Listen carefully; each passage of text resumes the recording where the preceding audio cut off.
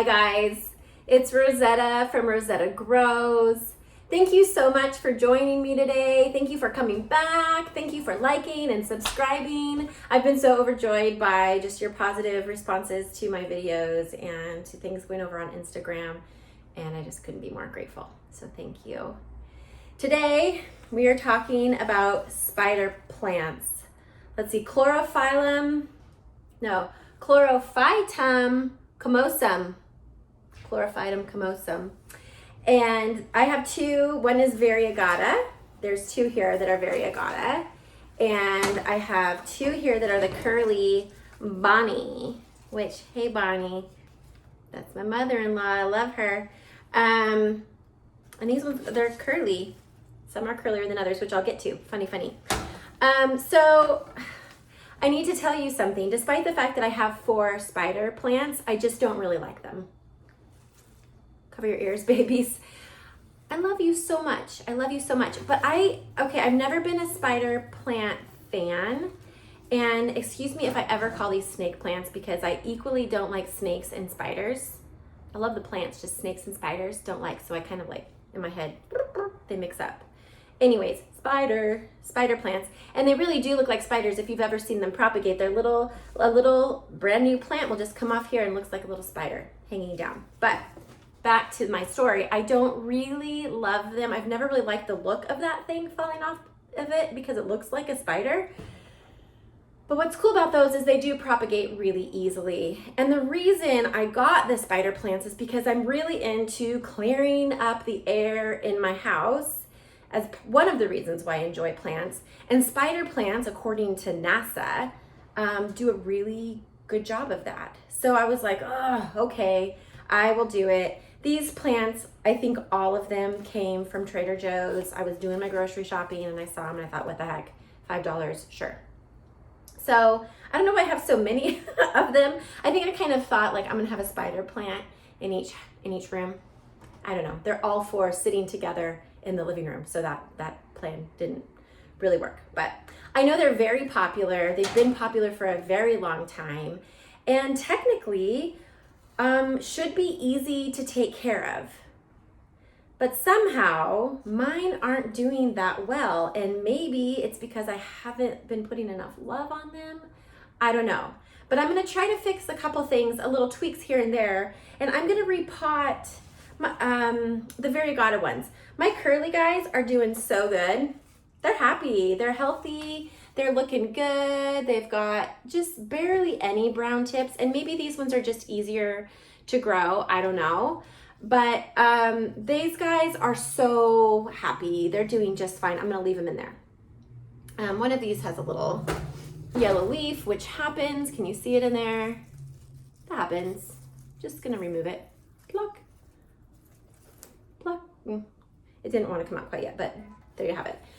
So these guys are doing fine. Funny thing about curly Bonnie spider plants, what I found out about them is that the more you neglect them, the curlier they get. So sometimes they're quite straight. You can see the growth on top of this one is quite straight, but it does have a lot of curliness going on in it. So this one seems to be getting maybe a little less neglect. But I kind of like it curly, so maybe I'm going to neglect it more. I don't know. We'll see. Probably because I have too many plants. Don't tell anyone I ever said that. There's never too many. I just have a lot. I have a lot of plants. So I'm going to set those aside. I'm going to stick to the variegata today because something is going on. Now, it has a lot of brown. I'm going to take it out of this pot because I want to show you something. Well, 2 things. The brown leaves are easier to see out of the pot. So this is common. As I have done my research, this is common. It does brown, and it says it won't stop browning until you give it the exact right conditions, which most people cannot do. So just snip it off. It can get brown leaves if it's underwatered, if it's low humidity, if there's too much salt or fluoride in your water, which, living here in Southern California, definitely there is too much salt. I don't think our water is fluoridated though. I'll have to check. I know someone who knows a lot about water in my area. So I'm gonna start watering these. First of all, I'm gonna start watering these with, we have reverse osmosis water. So I'm gonna start watering these with the RO water and see if that helps. And also we have a humidifier in the living room, so it's not the humidity. I know the humidity is like good. It feels a little bit like a greenhouse in here. There have been some complaints, not from the plants, you know. So I'm gonna try to stay up on the watering. I don't like the soil that it's in. I can't tell. It's very mossy, springy, and it's hard for me to tell if it's dry. This does feel dry to me right now, just based on the weight of the plant. It's very light. But I'm gonna show you something. These roots. Okay, this would tell me one of two things. One, it's root bound and it needs to be repotted. Or two, water had been sitting underneath for long enough for the roots to grow through the bottom of the pot to look for the water. I'm kind of thinking that's actually what happened, because I was planning to repot this, but from everything I've learned, spider plants like to be root bound. So I am gonna pull this out and we're gonna look at it together and decide, does it need to be repotted actually? Because spider plants get tuberous roots, like big fat tubers, and they'll actually store onto the water, which is why you can kind of neglect them a little bit, which makes them the popular plant, right? You can neglect them a little bit. But I don't see any big tubers coming out of here. I just see little roots under there. So I am going to take this out and see if there's any, like if the tubers are, oh yeah, I don't think so. Well, maybe, oh, let's see. Okay, this is fun. It's stuck on the bottom. So what I'm gonna have to do is just gently pull that away. I'm sorry. I do love you, I take it back. I'm sorry, let go. I don't wanna hurt it too much. So that's like, yeah, that's a pretty big root coming through there. Okay, there's the tubers. There's the tubers we've been talking about. Okay. Those are big, juicy tubers, and the rest of the soil is just kind of falling away. Look at that. It's just like not even attached to the plant. So I don't know, I'm tempted to repot it, but I think what I might do is just keep it in this size pot. I don't think it's ready to go up. There's still a lot of room in here for the pot to, for the roots to kind of get root bound. It likes to be root bound. And I don't want to give it too much room, and therefore I would give it too much water. I'd be watering the plant and it would just have too much risk of rotting. So this got planted in a lot of, feels like moss. But is there anything else except for moss in here? It's hard to say. It's just like very, oh, there's some bark. Okay, so that's cool. I'm gonna give it a little bit of different soil in here and then just set it back in here. We have a mixture here of, what did I put in here? Oh, it's like your standard potting soil from, you know, the big name brands. I think it's Miracle Grow or something.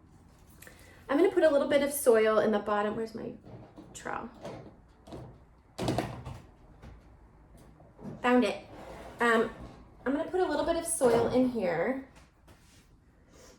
and give it kind of a freshen up, if you will.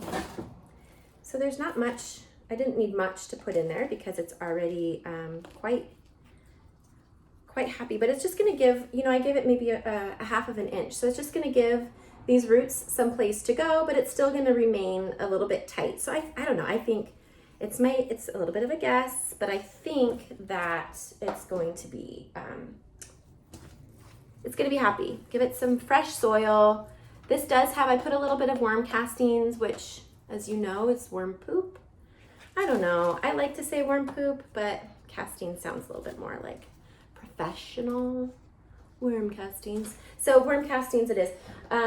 Worm castings in there, and so it'll be a little bit happier too. You don't want to over fertilize the spider plants because you can burn their little roots. So, and it's not growing a ton right now, which is another bummer, but it is like quote winter here. You know, I don't know. I live in Southern California, as I said, so it's very sunny and warm. So I'm not sure. Some things are still growing in my house, some things aren't.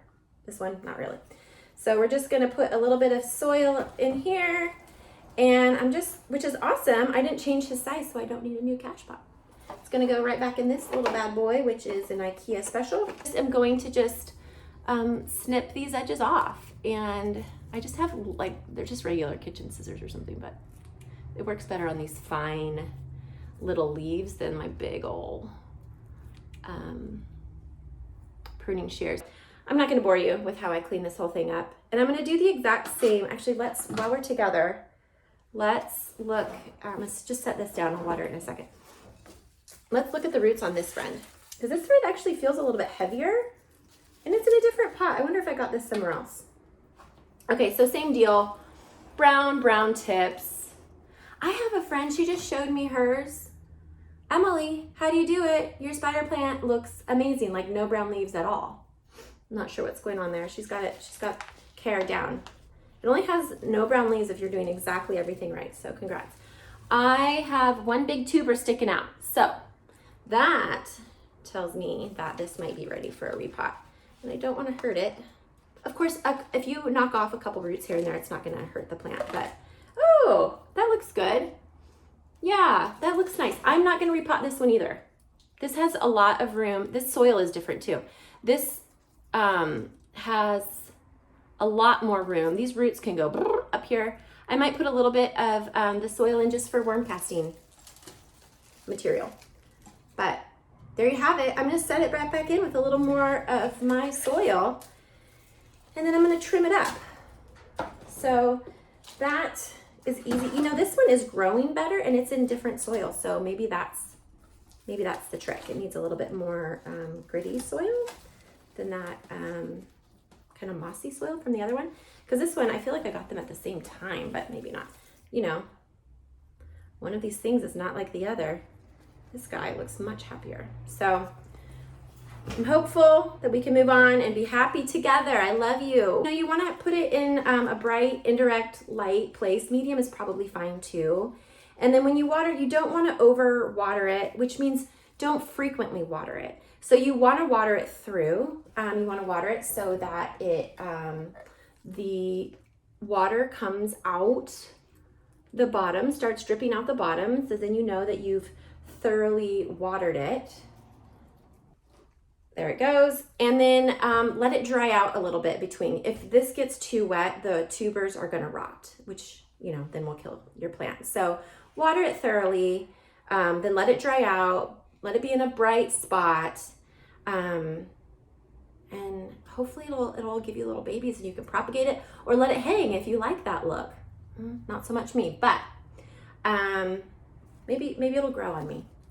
Pun not intended. All right, guys, thanks for checking it out. I hope you and your spider plants are happier than mine.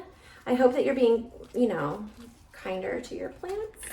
And I'd love to hear about how your plants are doing. I'd love to see pictures. So if you're on Instagram, tag me in your spider plant pics and show me all your glory, and show off and show me how much better you're doing than I am. Yeah, tell me what you got, show me what you got, and thanks so much. I'd appreciate it if you would subscribe, if you would like the video, and comment and tell me any care tips that you have that I'm missing. All right, guys, take care. See you next time.